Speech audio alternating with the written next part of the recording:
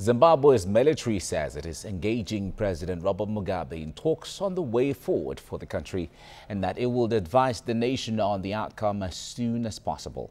The military added in a statement broadcast on Zimbabwean television that it had made significant progress in its operation targeting criminals around Mugabe.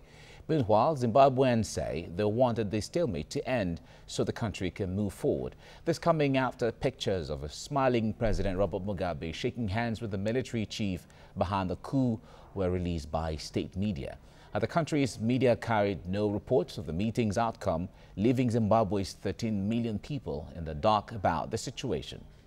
They must sort out their differences amicably.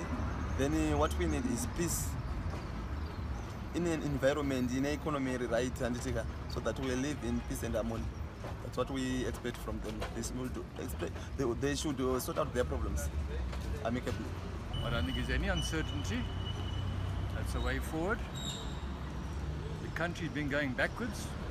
We can't reinvent the wheel. The wheel's already been invented.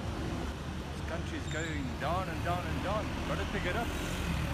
Fortunately, someone's got the power and the strength to do it, and they've done it. I'm with them 100%.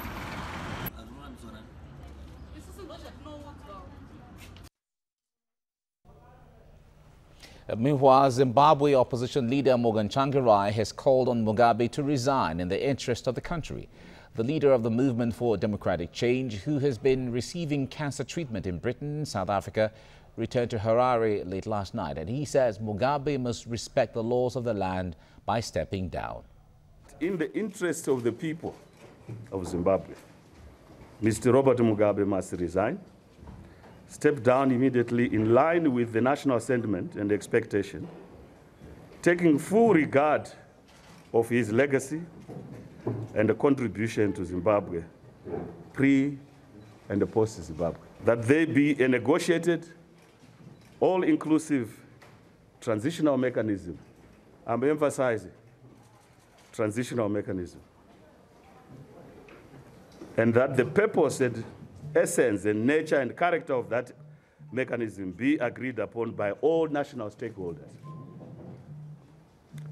That there be comprehensive reforms for a free and a fair and a credible election to be held upon the full implementation of those reforms.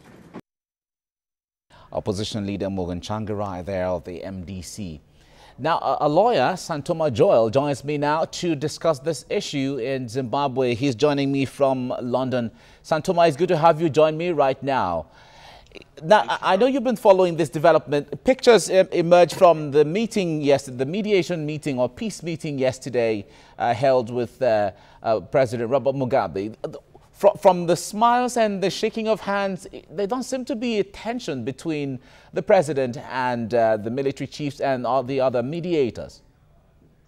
Well, General Costantino is actually a very good friend of Mr. Mugabe, and he has been one of the recipients of Mr. Mugabe's largesse, Mr. Mugabe's generosity, you know, in his corrupt administration.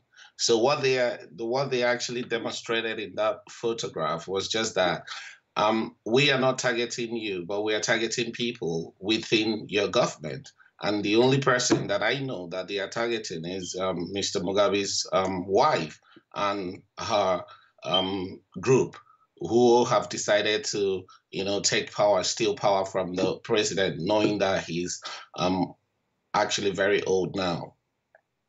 Now, there seems to be very strong rivalry between the G40 group, the one you mentioned, that is pro-Grace Mugabe, which is a makeup of younger elements who were not, maybe even at the time of the war, were not born, or fresh blood politicians, and then the war veterans.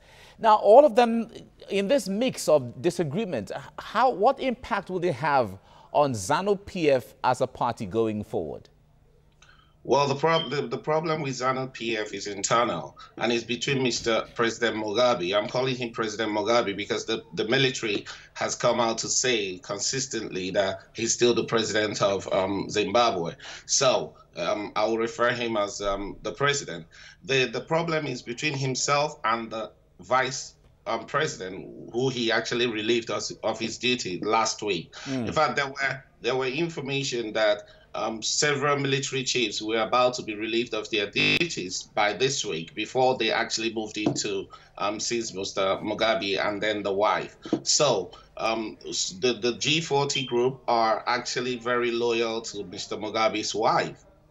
Essentially, Mr. Mugabe's wife has been controlling the government of Zimbabwe in a long while now. So this is between the former vice president and the president of Zimbabwe.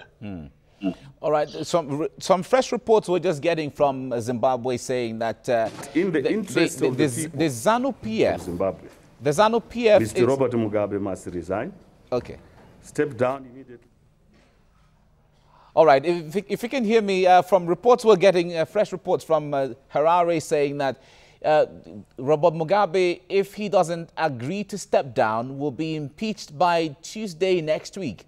Now, if that happens, what kind of scenario can play up going forward when Robert Mugabe is saying or refusing to step down?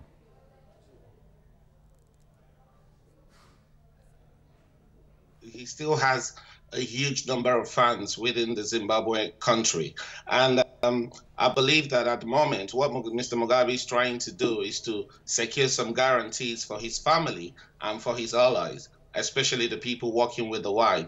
I believe Mr. Mugabe would want to live out the rest of his life in Zimbabwe. He's a smart man. He's an intelligent man. So I think we are hopeful that by the end of today, there will be some sort of agreement which will bring Zimbabwe back to constitutionality.